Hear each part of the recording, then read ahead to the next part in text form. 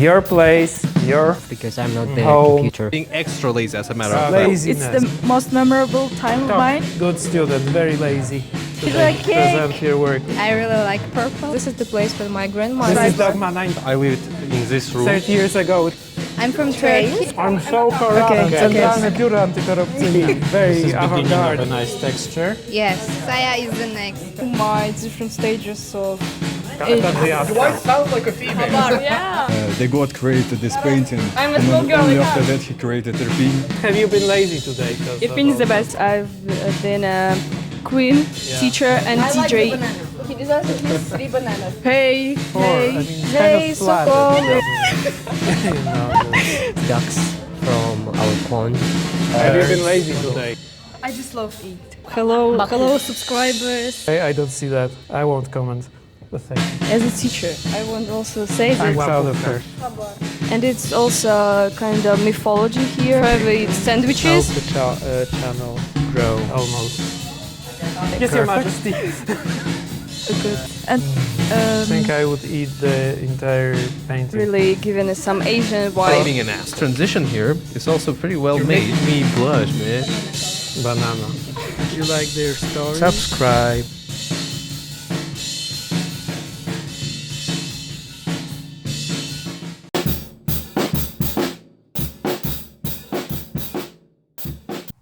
Hello.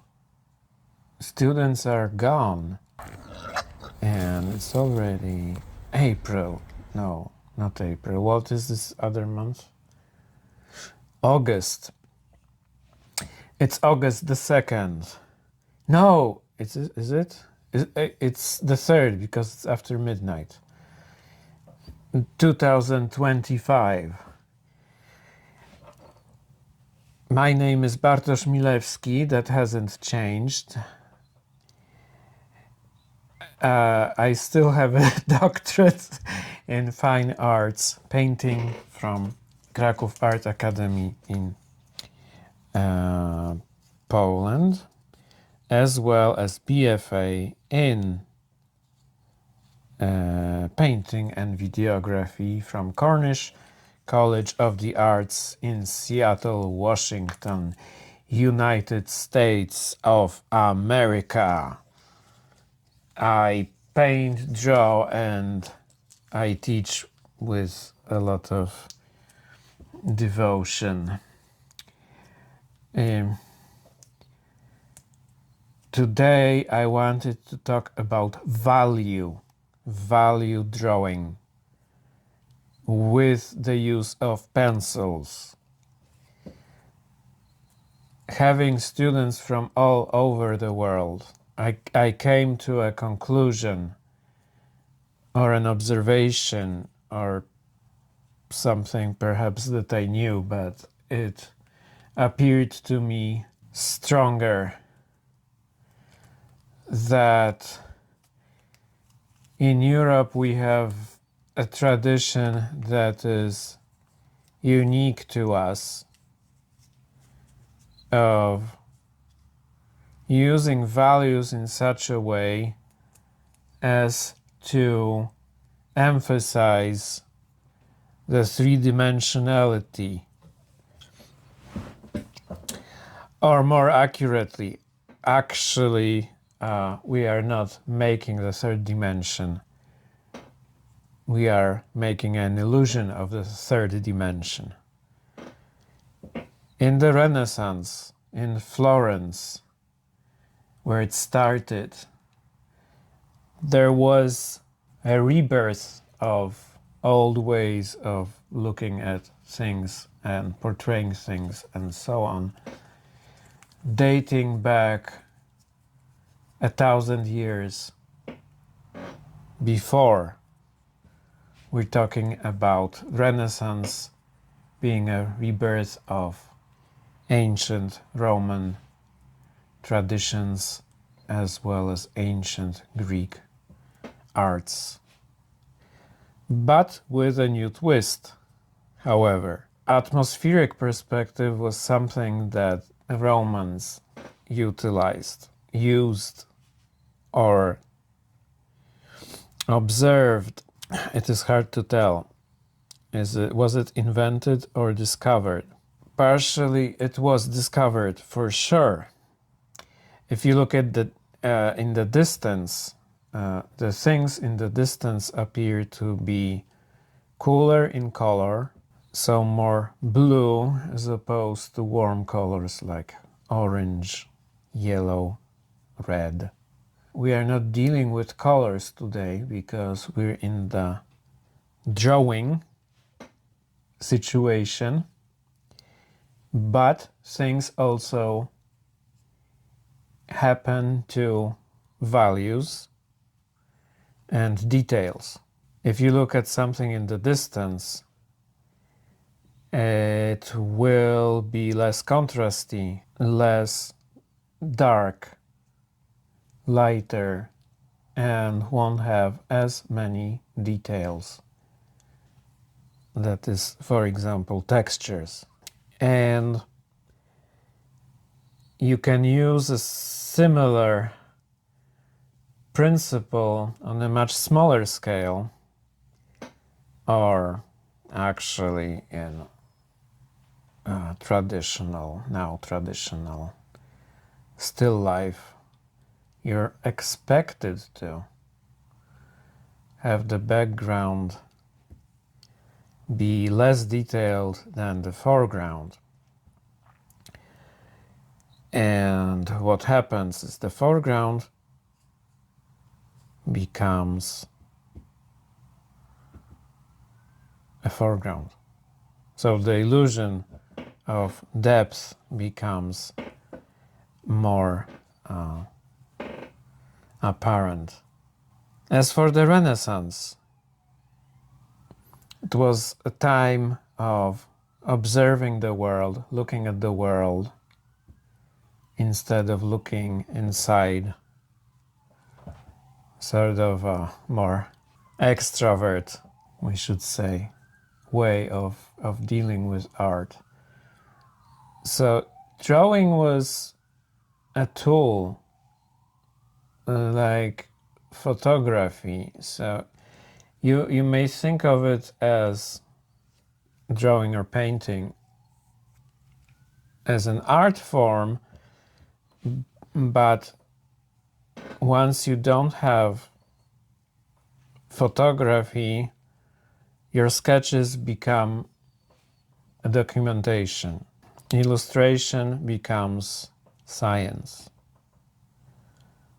documenting the world. And in addition to revisiting the aerial perspective, what else appears back then? One-point perspective.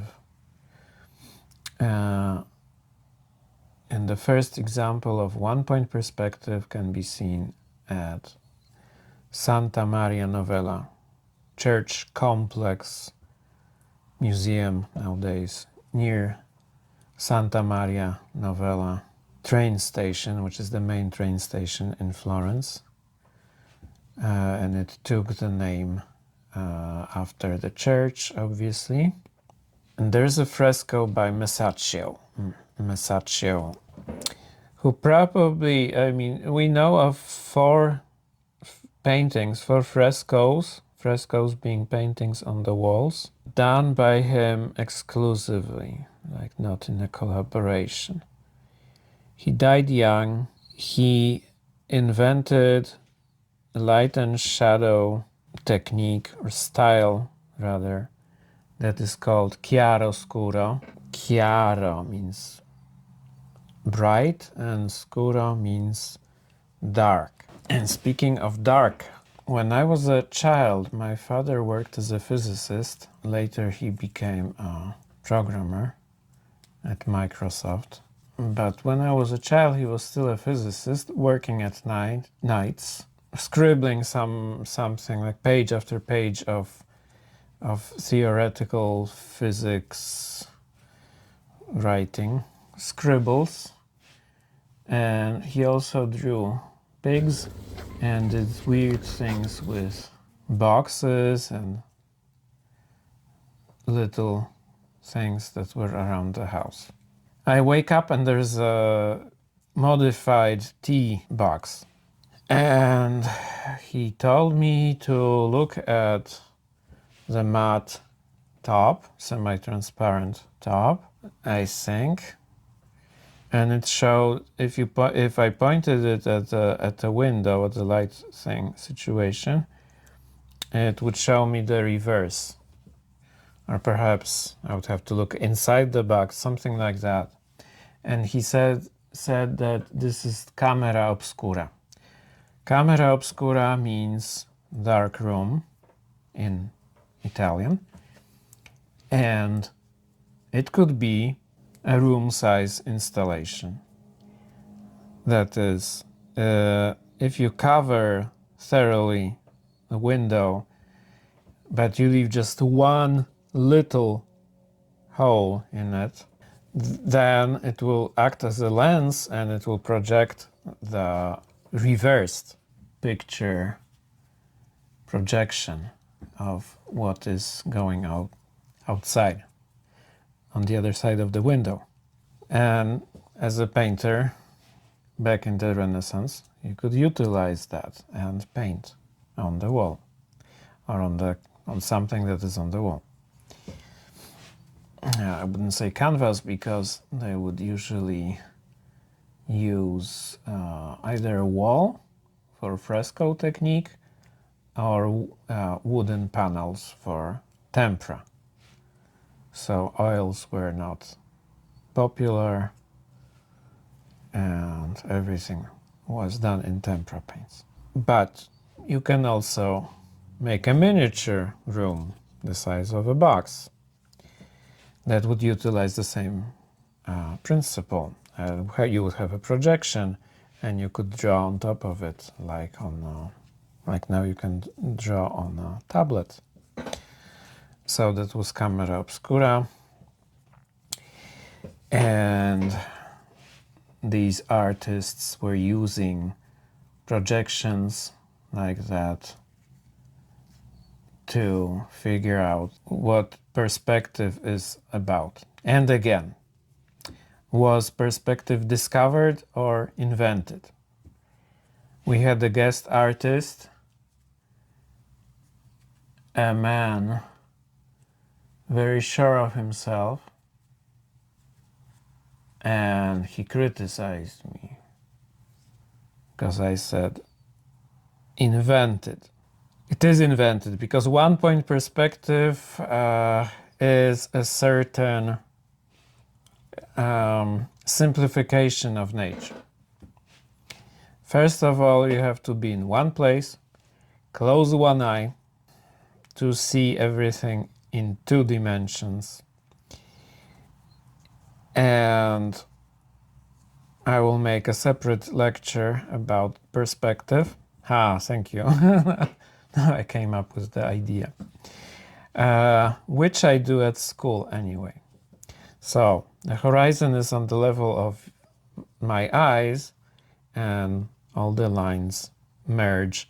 The lines that go from my point of view to the horizon, they merge in one point, and that is called one-point perspective. But it's a simplification. So we're ignoring that the fisheye effect, for example, which makes everything appear smaller and smaller each direction that we go. That means that it becomes curved. The space becomes curved like this, or the image of the space. So in one-point perspective, you don't have that. You have straight vertical and horizontal lines. Only the third dimension is, also a straight line, but going towards the vanishing point. The first painting, fresco, with correct one-point perspective, not the incorrect perspective used in the Middle Ages, because people were seeing, like something is going on with the lines and stuff, but it took them a while, and it took them probably a countless sleepless nights to figure it out. What is the formula of painting or drawing in such a way? So the correct one-point perspective is used at the painting by Masaccio at the Santa Maria Novella church. And if you look at it, if you analyze it, you will excuse me, you will see the vanishing point, because it was a point where there was a nail or something like that, and there were, it's not a pan, strings attached to it, going like that. And the perspective is especially visible at the painted ceiling on this painting of the crucifixion, because the church was still, despite the Medicis, the bankers, paying the artists, church was apparently still big on funds and funding arts. In the case of this painting, which I magically forgot the name of, if I was a student, that might have had some consequences. Not in my class, but art history class. But I'm not a student. Ha! Okay. So, sclerosis. Okay. Brunelleschi was an architect, a self-taught architect, who did the drawing of the perspective on the fresco, the strings and all the math, geometry behind it. So that was the work not of Masaccio but of Brunelleschi. And Brunelleschi did something great. When he lost a competition for the door of the baptistry, he lost it to Donatello, and Brunelleschi was a goldsmith. He said, I don't know what he said. I wouldn't quote it, okay, if I knew. Some Italian bad words. He might have just said beep, but in the old times there were no such effects. And he started to build a huge dome on top of the existing cathedral, because Italian Gothic, with all its stripes and no flying buttresses allowed, had domes, because ancient Romans built domes. Brunelleschi came up with all these machines and the project, and he built the dome, which till this day is the biggest brick dome in the world. At the time, it was the second in size. The largest was done by Romans in Rome, and it was actually made of natural concrete, but not enforced concrete. That was an invention of a French gardener in the 1900s. So the reinforced concrete was great material, very important. But Romans didn't have reinforced concrete, they had concrete, and the walls had to be like from maybe 6 meters wide at the bases of the dome.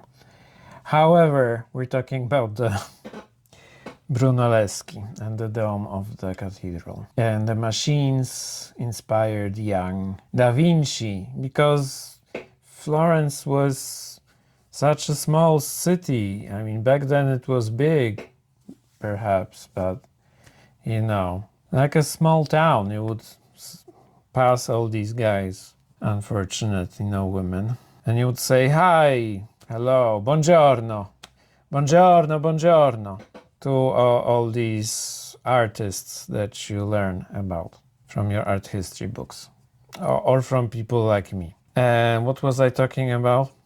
I forgot, right? Because the joke, Grandpa asks a kid, "Grandson, please tell me, what's the name of the German who's always hiding my glasses from me?" Alzheimer, Grandpa. And Alzheimer's house is in the city where I'm basically from, Wrocław, Poland. So there's Alzheimer's house in my home city. Okay, so after the Renaissance, the art was going more and more towards the illusion of reality. The way I imagine what happened is painters who made the 3D look, the 2D they made it look more 3D than the reality, which is 3D. They had more applause, they had more commissions, they had more money. So in the European tradition, which partially spread all over the world with some principles of it. I'm not saying all, I'm not saying like other cultures haven't had an impact, because they had, but this illusion of 3D is very specifically European, I think. Using a shadow in such a way as to create depth and the 3D look. And the way I was taught in Poland and then in the States, you have to actually make some shadows even stronger than they are in reality, and it is also okay to omit some detail in the shadows, in the values, where it doesn't create the form, the dimensionality or the illusion of three-dimensionality. Value.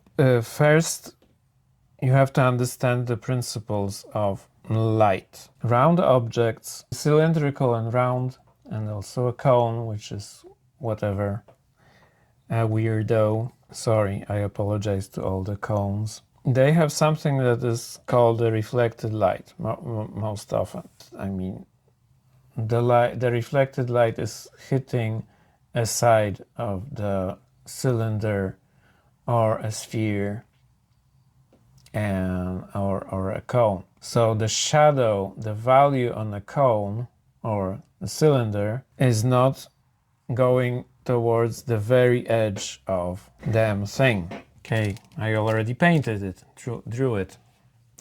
Took me 2 hours. Yeah, I will show you the process. So this is the reflected light, and there is also a reflected light here. So the shadow on the sphere is not touching. The shadow is not the strongest here, because you have the reflected light. It doesn't have to be as white, the reflected light, but it's still there.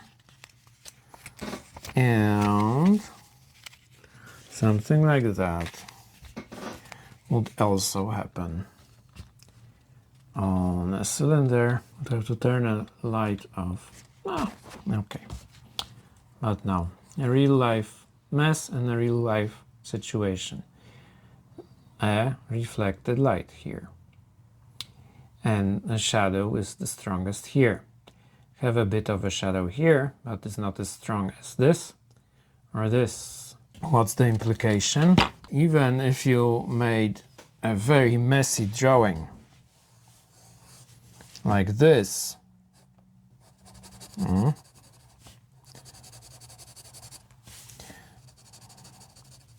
and the shadow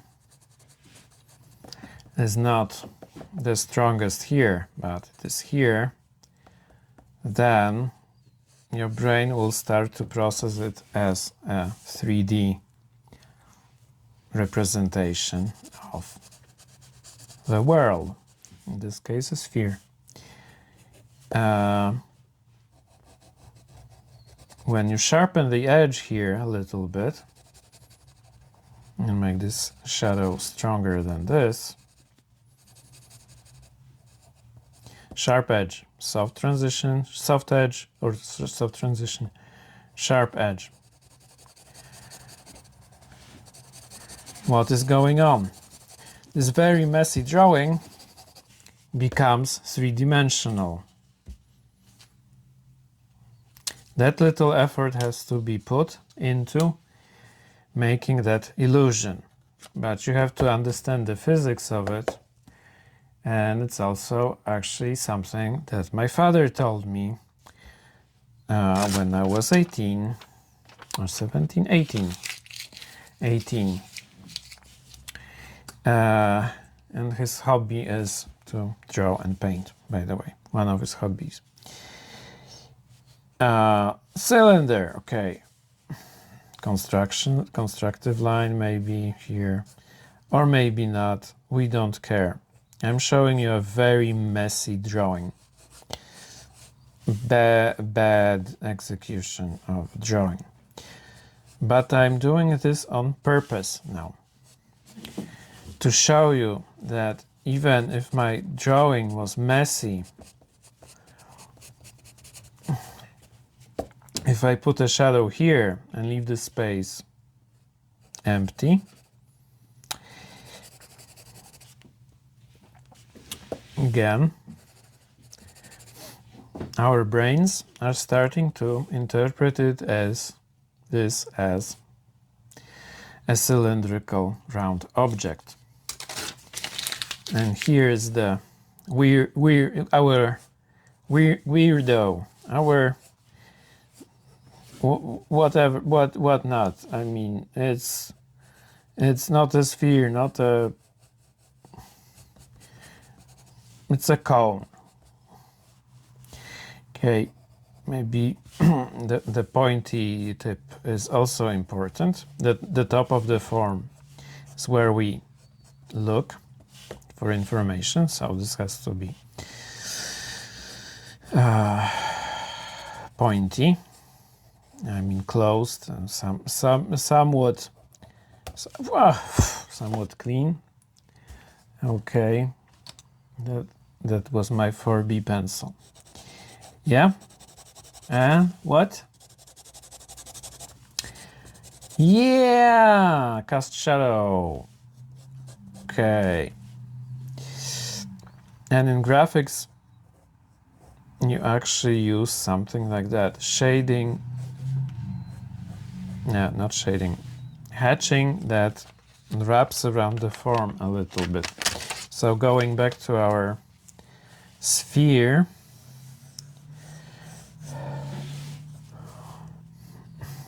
shading it with lines,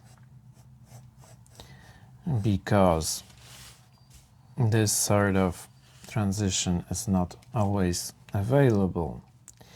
You might have a pen or a graphic tool, something that you scribble with. So we're helping the brain or the eye a little bit with making the lines follow the form. And here I'm not following the form. Different surface, different object, so a different orientation, direction of lines, whatever. And again, messy drawing, but perhaps again the brain is starting to interpret it as round. Yeah? No? Okay. Another thing, soft. Again, repetition is important. Soft edge, hard edge. So this sphere is cutting away from the background. And how to achieve it, I will show you in this time-lapse video. The tools that you're using are a variety of soft and not so soft pencils. So let's say you start with HB or even H or 2H and then go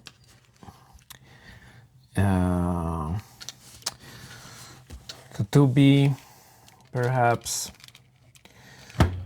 or yeah, so like every other number.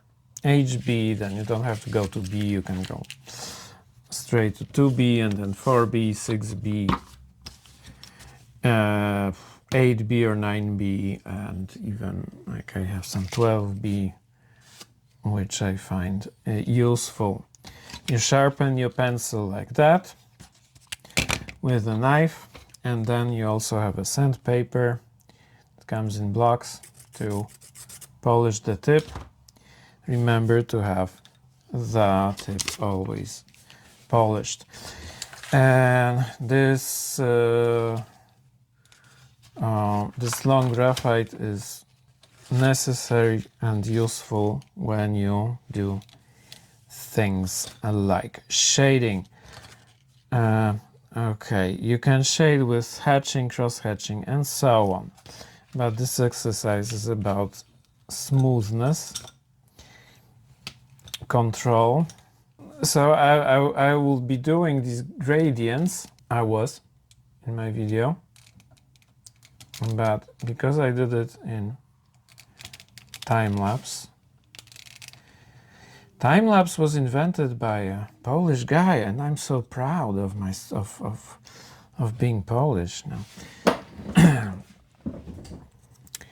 And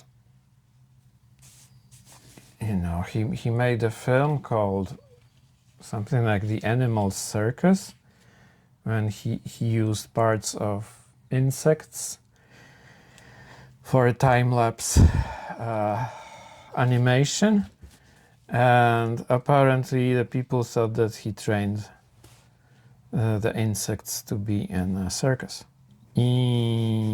Okay, where does all this useless information, where do I store it? In my head? Okay, I wanted to show you the movement now that I have, how I hold it, how I utilize the side of the pencil to make the transition smooth.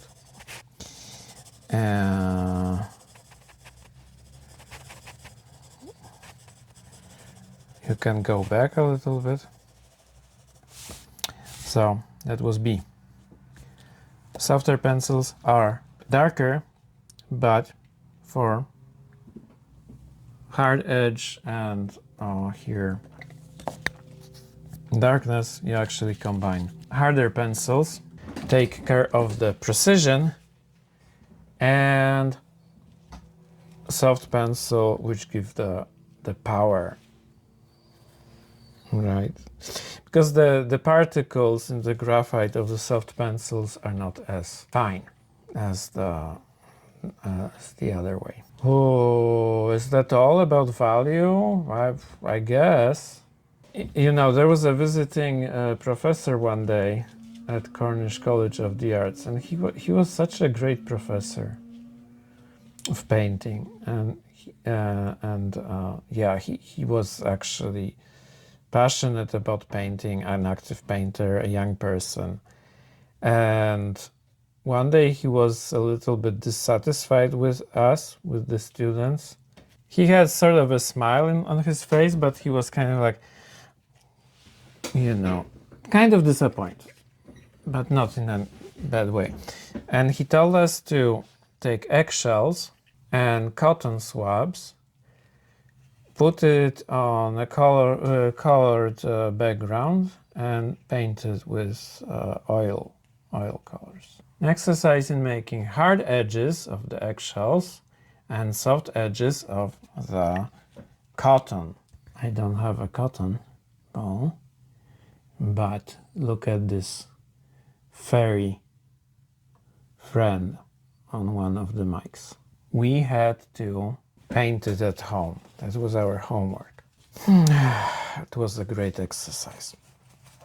So perhaps I will also demonstrate an exercise like that, stolen from this professor who took it from somebody else. But the way I do it is the way, I tell students to do it in pencil. So they do the sphere, and I also stole the sphere from Robert at Vistula. And I thought it was an easy exercise. But when I looked at the first year students' works, hardly any was perfect. There was some mistakes. It's supposed to be a short episode. Oh my god.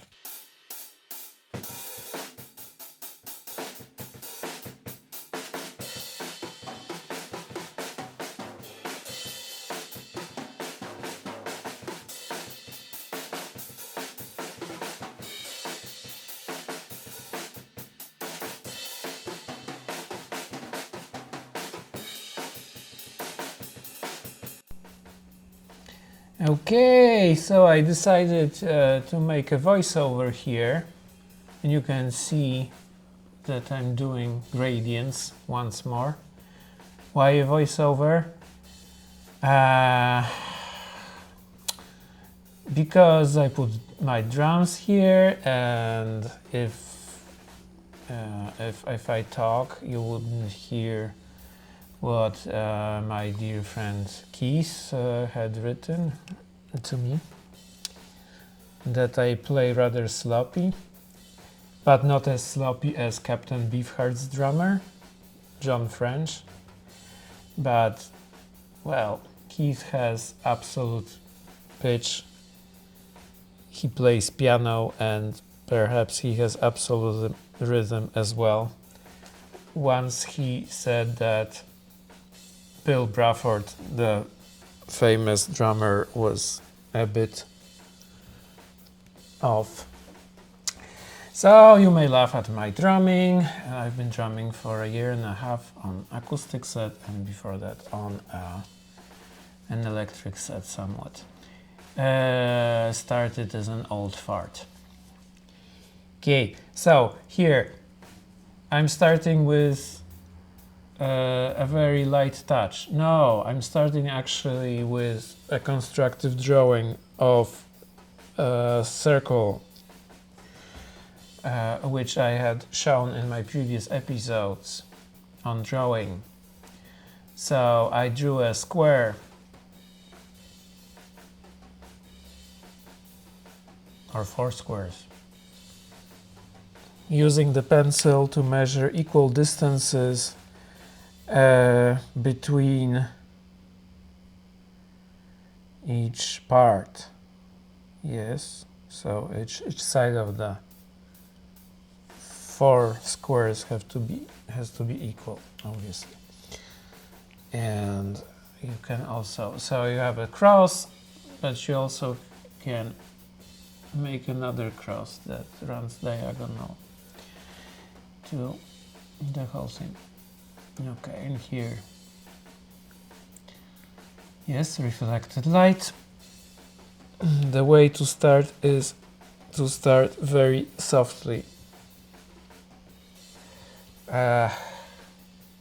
Believe me, I have to repeat it over and over again, and just people have their ways, and they are stubborn. We all are.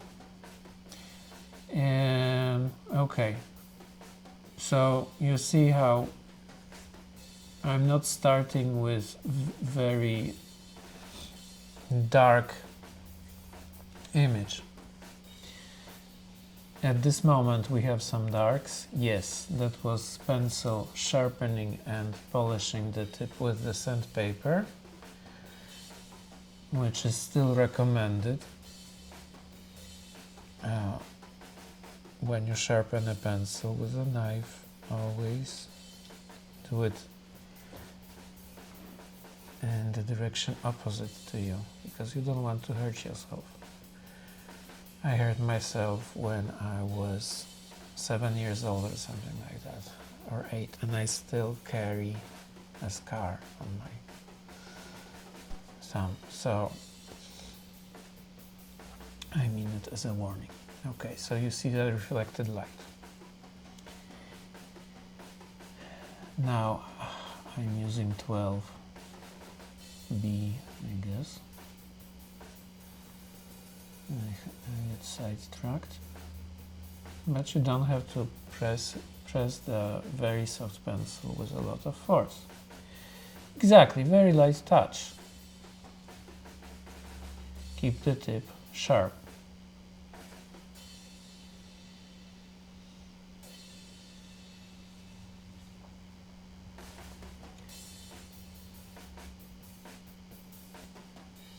Yes, for precision.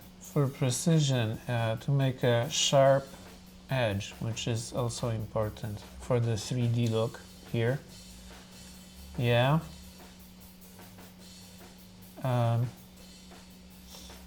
You combine pencils.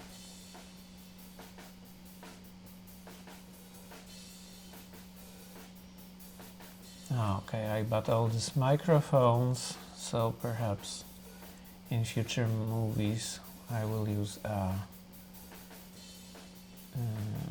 condenser microphone of good quality and better characteristics than the small dynamic microphone, which is great for outdoors. Okay, I'm turning the light every once in a while here because I don't see the paper very well, so then I have to turn it off to see the object that is in front of me. And may I remind you once again, you need to move your eyes or your head like a pigeon or a chicken that is constantly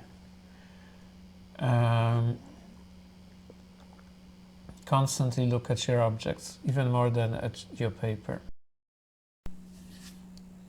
And also I'm using harder pencils to work on the detail in the lighter parts, which is what you should do. And here is your sloppy or not so sloppy drummer, but I tell you how it is. Okay, so don't give up and work, and you will reach a certain level like I did with drawing, I guess. Thanks for watching. Subscribe, help the channel grow, and it's summer, so I don't do the episodes often, but sometimes I do. Okay, subscribe, like, and leave a comment. What would you like me to tell you? Okay. And have a good summer. And I will see you in more episodes of Artistic Workout. Thank you.